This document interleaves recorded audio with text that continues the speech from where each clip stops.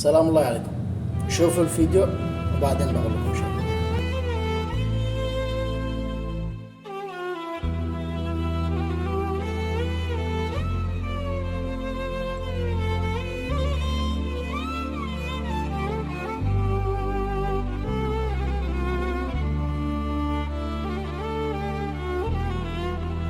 بعد ما شفت الفيديو هذا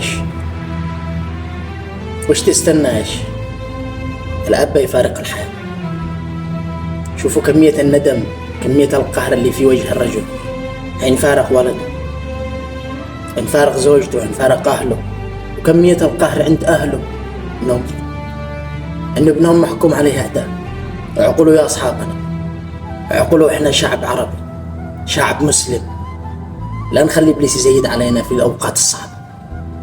لحظة واحدة ضيعته العمر كله، لحظة واحدة يتمنى أنه ما سواها، لحظة واحدة دمرت حياته.